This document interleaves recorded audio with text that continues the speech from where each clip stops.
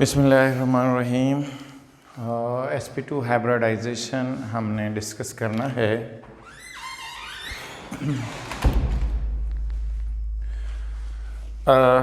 sp2 hybridisation क्या होता है? लास्ट टाइम हमने हाइब्रिडाइजेशन में पढ़ा कि जब एक s और दो या तीन p डिपेंड करता है कि डिफरेंट काइंड के ऑर्बिटल जो हैं इंटरमिक्स होते हैं और एक जैसी शेप और एक जैसे ऑर्बिटल जो हैं वो डेवलप होते हैं। Today we are going to discuss about the sp2 hybridization. sp2 hybridization is the mixing of the different kind of orbitals like 1s and 2p. When these two p and 1s mix together, then we get three sp2 hybridized orbitals. This phenomenon is known as sp2 hybridization. मिसाल के तौर पर हम ये बात कर रहे हैं कि एक s और दो p मिक्स होंगे तो हमें तीन जो है ऑर्बिटल्स मिलेंगे। सबसे पहले हम बात कर लेते हैं कि इसकी डेफिनेशन पे बात कर लेते हैं कि when 1s and 2p orbitals intermix। जाहिर बात है जब एक s और दो p मिलेंगे, इंटरमिक्स होंगे, दे फॉर्म 3 और उनका नाम होगा sp2 hybridized orbitals।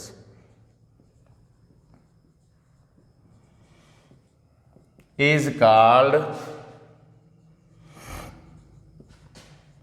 sp2 hybridization।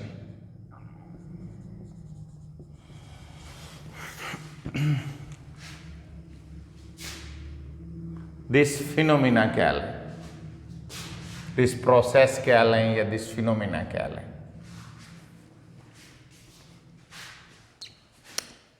Okay होगी बात। हमने ये पढ़ लिया कि जब एक s और दो p ऑर्बिटल इंटरमिक्स होंगे और तीन sp2 हाइब्रिडाइज्ड ऑर्बिटल्स बनेंगे और इस फिनोमिना को हम sp2 हाइब्रिडाइजेशन कहते हैं। sp2 हाइब्रिडाइजेशन हो गया। अब ज़रा इसकी हमने डिटेल देखनी है। देखिए ये हमारे पास एक s है और एक लाइक px, एक p ये हो गया और एक जो pz लेट सपोज ये ले लें और इन दोनों से लेट सपोज ये px है तो ये py हो जाएगा और ये जो है इसको आप s कह लें। तो इनसे जो ऑर्बिटल्स बनेंगे वो भी तीन होंगे, इक्विवेलेंट इन एनर्जी होंगे और यहाँ पर जो बॉन्ड एंगल होगा वो 120 डिग्री का होगा। Yes, here would be the bond angle of 120 degree. तो ये हमारे पास यहाँ तक सूरत हाल ये बनेगी कि एक ऐसा फिनोमिना जिसके अंदर एक s और दो p मिक्स होते हैं और तीन जो है sp2 हाइब्रिडाइज्ड ऑर्बिटल्स बनते हैं और इस फिनोमिना को हम sp2 हाइब्रिडाइजेशन कहते हैं। तो यहाँ तक आपको बिल्कुल क्लियर हो जाना चाहिए कि एक s और दो p मिक्स होते हैं और तीन ऑर्बिटल बनते हैं। इन तीनों का नाम sp2 हाइब्रिडाइज्ड ऑर्बिटल्स है और इसमें बॉन्ड एंगल 120 होगा और ज्योमेट्री का नाम होगा ट्राईएंगुलर प्लेनर। Triangular planar. और यहाँ पर अब हम सबसे पहले बात कर लेते हैं बोरान की। BF3 बोरान का एक मॉलिक्यूल है BF3। इसकी हम सबसे पहले बात करते हैं। ये जो BF3 मॉलिक्यूल है इसमें जो बोरान है इसकी जो कॉन्फ़िगरेशन सबसे पहले लिखते हैं electronic configuration, electronic configuration of boron in ground state. तो ग्राउंड स्टेट में क्या होगी? सबसे पहले हम लिख लेते हैं बी जो है इसका एटॉमिक नंबर 5 होता है। इसकी कॉन्फ़िगरेशन बनेगी 1s2 2s2 एंड 2px1 और 2py जो है उसमें भी कोई इलेक्ट्रॉन नहीं है और 2pz में भी कोई इलेक्ट्रॉन नहीं है। आप देखें ये आम तौर पे हमारा क्राइटेरिया होता है, s में 2 इलेक्ट्रॉन आ गए, 2s में भी 2 आ गए, 2px में 1, तो इसके 5 इलेक्ट्रॉन पूरे हो गए। तो अब आपको पता है जब हम एक्साइटेड स्टेट में इसकी कॉन्फ़िगरेशन लिखेंगे, हम लिखेंगे electronic configuration in of boron in excited state. Excited state में जो इसकी बनेगी वो क्या होगी, तो यहाँ से 2s से एक इलेक्ट्रॉन निकल कर 2py में चला जाएगा। जब यहाँ से एक इलेक्ट्रॉन निकलेगा तो ये रह जाएगा 1s2, 2s में एक इलेक्ट्रॉन रह जाएगा, 2px में ऑलरेडी एक है और 2py में एक इलेक्ट्रॉन चला जाएगा, वो खाली रहेगा, हम उसको ड्रा नहीं करते। इसी तरह ये जो 3 हैं ये वाले, ये तीनों इंटरमिक्स होंगे। एक को आप कह लो 2s, इसमें एक इलेक्ट्रॉन आ गया 2s, प्लस 2px, इसमें एक इलेक्ट्रॉन आ गया, प्लस 2py में एक इलेक्ट्रॉन आ गया। इन तीनों ने मिक्सअप हुए। मिक्सअप होने के बाद देखिए हमारे पास जो रिजल्टेंट ऑर्बिटल बनेंगे उसी तरीके से हमारे पास 3 ऑर्बिटल बन जाएंगे। तीनों के अंदर एक एक इलेक्ट्रॉन होगा और इन तीनों के दरमियान जो एंगल है वो 120 डिग्री का होगा। यहाँ तक बिल्कुल ये बात आप लोगों को समझ आ जानी चाहिए, कोई कन्फ्यूजन नहीं होना चाहिए कि BF3 जो है उसके अंदर बोरान है, बोरान की ग्राउंड स्टेट में कॉन्फ़िगरेशन लिखी, फिर एक्साइटेड स्टेट में लिखी। एक्साइटेड स्टेट में लिखने के बाद फिर हमने ये बताया कि एक बोरान के अंदर जो है एक S है और 2 P हैं। इन तीनों ने मिक्सअप हुए, मिक्स अप होने के बाद हमारे पास जो है 3 जो है वो हाइब्रिडाइज्ड ऑर्बिटल बन गए, जिनका तीनों का नाम sp2 है।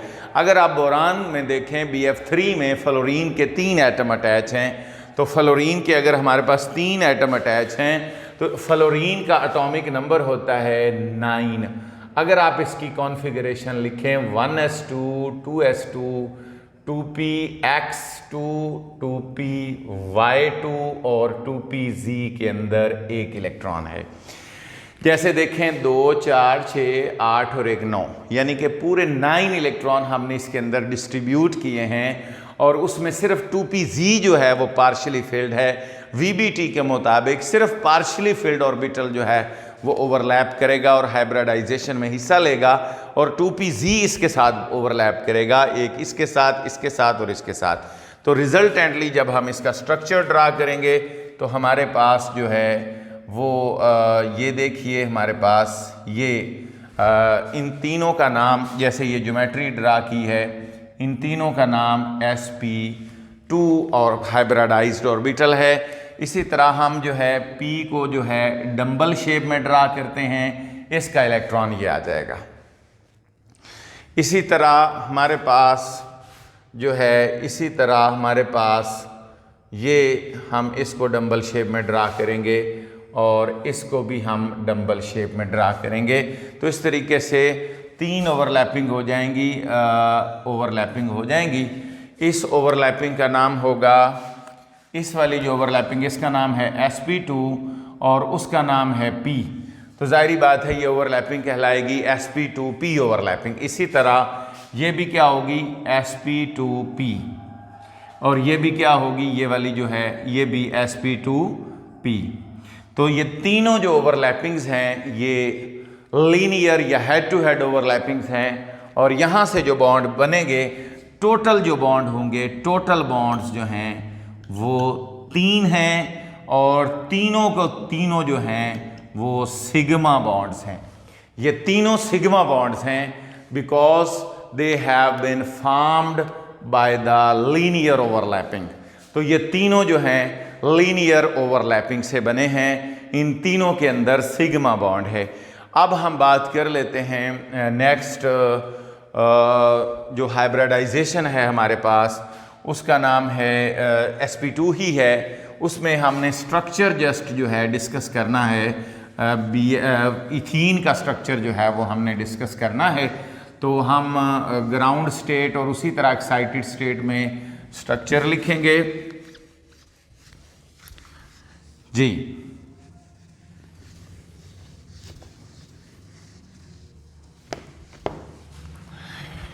ओके नाइस डी स्टूडेंट्स, हमने स्ट्रक्चर ऑफ इथीन डिस्कस करना है। इथीन के अंदर CH2 डबल बॉन्ड CH2 आपको बताया गया है, मैंने आपको लास्ट टाइम बताया था। एक होता है स्टेरिक नंबर।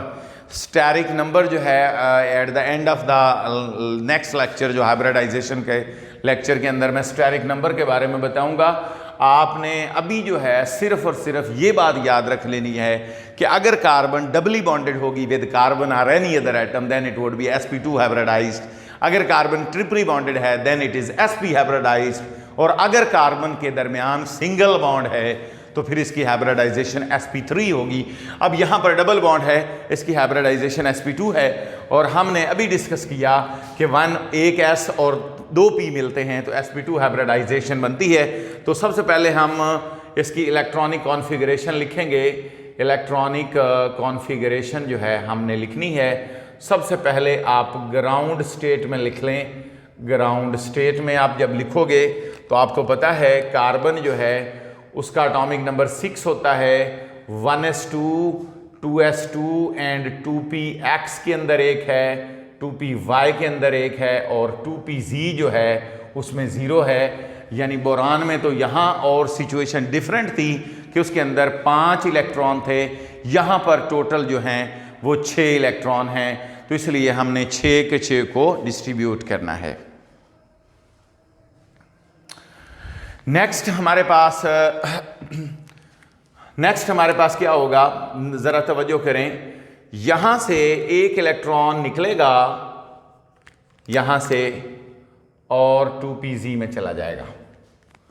इसका मतलब जब आप एक्साइटेड स्टेट कॉन्फ़िगरेशन लिखोगे तो क्या बनेगा, 1s2 2s में एक इलेक्ट्रॉन रह जाएगा, 2px में एक और 2py में एक और 2pz में एक जी। अब यहां चूंकि हमने sp2 हाइब्रिडाइजेशन डिस्कस करनी है, इसका मतलब यह हुआ कि ये जो 3 ऑर्बिटल हैं, एक s और 2p अनपेयर्ड वाले यानी कि वैलेंस शेल वाले जो 3 है, ये हाइब्रिडाइजेशन में हिस्सा लेंगे और ये वाला जो है ये हाइब्रिडाइजेशन में हिस्सा नहीं लेगा। लेकिन एक बात याद रख लें, अगर तो ये खाली होता, अगर इसमें कोई इलेक्ट्रॉन ना होता तो फिर ये बॉन्ड में भी हिस्सा ना लेता।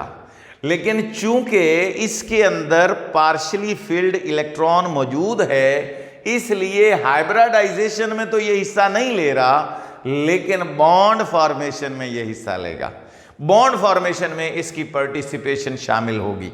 तो नतीजतन हम ये बात कर रहे हैं कि जब 2s 2s और 2px and 2py these 3 orbitals actually hybridize and then at the same time there is one 2pz orbital which is still present in the unhybridized form।